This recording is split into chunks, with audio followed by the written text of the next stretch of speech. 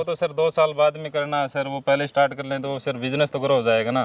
ईद पे क्या साल में एक बार बिकेगी, और ब्रीडिंग पे हर महीने या 2 महीने में आप बेच सकते हो सर। फार्म पे ज़्यादा इन्वेस्ट मत करें, आप ब्रीड पे इन्वेस्ट करें। जानवर अच्छे लेके आओ, वो इनकम देंगे सर। फार्म आपको इनकम कभी नहीं देगा। और अगर मेहनती किसान है तो इनकम अच्छी खासी है, ये नहीं है कि इनकम नहीं है। लेकिन इनकम का मेन ये है कि आपको 2 साल इन्वेस्ट करना पड़ेगा उसमें। 2 साल लगातार मेहनत करोगे फिर उसके बाद इनकम होगी। फेल होने का रीज़न ये है सर, स्टार्टिंग में सोशल मीडिया को देख के वो इन्वेस्ट ज़्यादा कर देते हैं। जैसे फार्म स्टार्ट किया, अपना बजट है 5 लाख का सर, वो 5 लाख इन्वेस्ट कर देते हैं फार्म पे, और ब्रीड लेके आते हैं 1 लाख रुपए की सर। वो जानवर ना तो ग्रोथ कर पाता, ना कहीं सेल हो पाता है, फिर वो फार्म फेल हो जाता है। भाइयों नमस्कार। किसान भाइयों, आज मैं पहुंचा हूं राजस्थान के चूरू में, और आपको मिलाऊंगा एक ऐसे युवा साथी से जो गांव में रहते हैं और बीएससी करा हुआ है। बीएससी के साथ साथ बकरी पालन कर रहे हैं, यानी ये जो पार्ट टाइम इनकम है उस बकरी पालन से ले रहे हैं, प्लस अपना जो खर्चा है वो सब बकरी पालन से पूरा कर रहे हैं। तो आज की इस वीडियो में डिटेल में बात करेंगे छोटे स्केल से आप कैसे बकरी पालन की शुरुआत कर सकते हैं। कपिल जी नमस्कार। नमस्ते प्रवेश जी, कैसे हो भैया? बढ़िया सर, आप बताओ। सब बढ़िया सब बढ़िया सर। आज आपके चूरू में आए हुए हैं। पहले तो सर आपका धन्यवाद, आप इतनी गर्मी में सर फार्म पे विजिट किया आपने। शुक्रिया शुक्रिया जी। क्या लोकेशन क्या है सर अपनी? लोकेशन है सर राजगढ़ तहसील, डिस्ट्रिक्ट चूरू, गांव है सर नेसल, राजस्थान में है सर। राजस्थान में हम लोग खड़े हैं चूरू में। हाँ सर। सर एक ये भी कहा जाता है कि चूरू भारत का सबसे ज़्यादा गर्म, यानी 54-55 तक यहाँ पे टेम्परेचर जाता है। बिल्कुल सर, टेम्परेचर भी जाता है सर, सर्दियों में सर्दी भी ज़्यादा होती है सर, बर्फ़ जमती 0 डिग्री जा जाता है सर। बाकी आप लोगों को भी सर सलाम है कि आप इतनी गर्मी में भी यहाँ पे रह के काम भी करते हैं, पढ़ाई भी कर रहे हैं और यहाँ पे रह भी रहे हैं। बिल्कुल सर। तो कपिल जी अपनी जर्नी के बारे में थोड़ा बताइए, किससे पहले आप क्या कर रहे थे, एजुकेशन बैकग्राउंड वगैरह आपका क्या है? एजुकेशन ये है सर, मैंने बीएससी कंप्लीट कर रखा है, 2 साल हो गए बीएससी किए हुए, और अभी ये बकरी पालन चल रहा है सर। तो बीएससी के साथ साथ आप बकरी पालन भी, बीएससी हो चुकी है लेकिन बकरी पालन अभी आप कर रहे हैं? हाँ सर। तो ये बकरी पालन का शौक सर आपको कैसे लगा? शौक सर सोशल मीडिया के थ्रू लगा, आपकी वीडियोस देखे और फिर इंस्पायर हुआ उनसे देख के जी, उससे सर बकरी पालन में आ गए। अच्छा ये भी सर पता लगा कि जो आपका खर्चा है पढ़ाई वगैरह का वो आप परिवार से नहीं लेते हो, बकरी पालन से आप पूरा करते हो। हाँ सर। तो ये सर जुनून आजकल के बच्चों को तो सर शौक होता है कि ये खरीदो वो खरीदो, ये करो, ऐसे कपड़े पहनो वैसे पहनो, लेकिन आप इन चीज़ों को सब दरकिनार करते हुए खुद की ही कमाई से जो आप ये सारे शौक भी अपने पूरे कर रहे हो। वो तो सर 2 साल बाद में करना है सर। वो पहले स्टार्ट कर लें तो सर बिजनेस तो ग्रो हो जाएगा ना। जी जी। और कितनी बकरियों से आपने शुरुआत करी थी सर? शुरुआत करी थी सर 10 बकरी और 1 ब्रीडर से। और खर्चा सर कितना आया था? खर्चा सर लगभग 4 लाख रुपए बकरियों में आए थे, और फार्म में 1 लाख रुपए फार्म में लगे थे सर। जी। अभी जो ब्रीड है सर अपने पास, ये ब्रीड कौन सी है? ब्रीड है सर सोजत, हैदराबादी क्रॉस में। सोजत ब्रीड है ये। खासियत थोड़ा बता पाएंगे सर इसका? खासियत ये है सर, इसके कानों की लेंथ है वो लंबाई ज़्यादा होती है। अच्छा ये जो है। हाँ। जी। और गुलाबी होती है और वाइट आइज होती हैं इनकी, और दिखने में सर खूबसूरत ब्रीड है। और सर बिकती किस हिसाब से है ये? बिकती सर ईद एक अपन 2 तरीके से बेच सकते हैं, एक तो ब्रीडिंग पर्पज से और एक ईद पे सर। ईद पे क्या साल में एक बार बिकेगी, और ब्रीडिंग पे हर महीने या 2 महीने में आप बेच सकते हो सर। यानी ईद का ये कॉन्सेप्ट हुआ कि साल भर इकट्ठा करो, उनको फिर बेचो। हाँ सर, वो सर आपके माल पे डिपेंड है सर। अब ब्रीडिंग सेटअप है ना, बढ़िया अच्छा ब्रीड है तो ब्रीडिंग के लिए निकल जाता है सर। जी जी। और ये सर जैसे हम देख रहे हैं आपने बहुत सस्ते में फार्म वगैरह बनाया हुआ है, लोग बहुत पैसा लगाते हैं फार्म पे। हाँ सर। तो ये भी आपने बड़ा अच्छा काम किया है सर। हाँ सर, मेरा तो यही कहना है सर, पहले आप इन्वेस्ट कर रहे हो तो फार्म पे ज़्यादा इन्वेस्ट मत करें, आप ब्रीड पे इन्वेस्ट करें।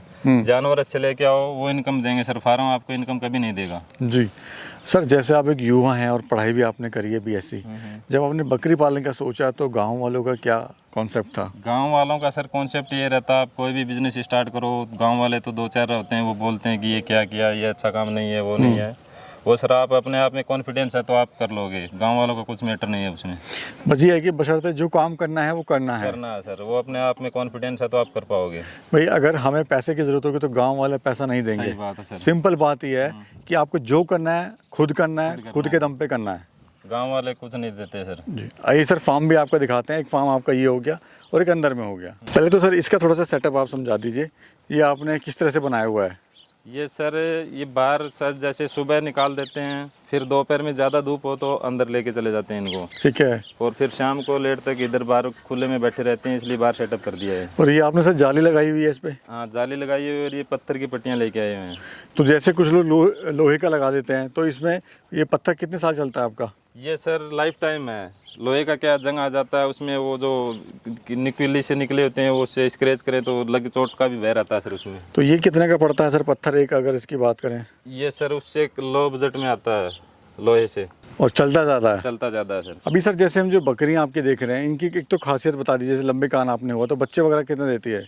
बच्चे सर 1 से लेके 3 भी दे देती है, 2 भी देती है, और मिनिमम आप एवरेज मान के चलो 2 बच्चे दे देती है। जी।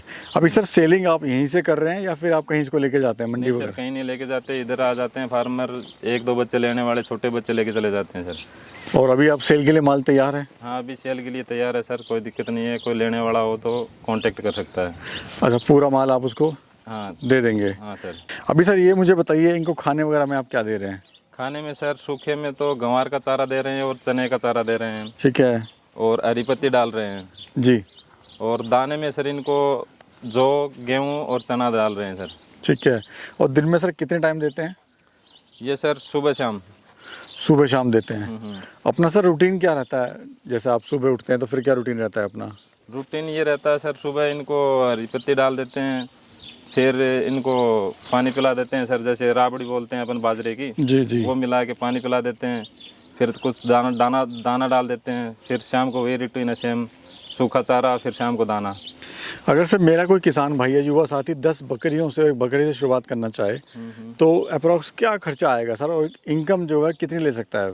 इनकम सर वो ब्रीड पे डिपेंड है सर, वो कौन सी ब्रीड चूज़ करता है, कैसे जानवर लेके आता है, उस पर डिपेंड करता है सर।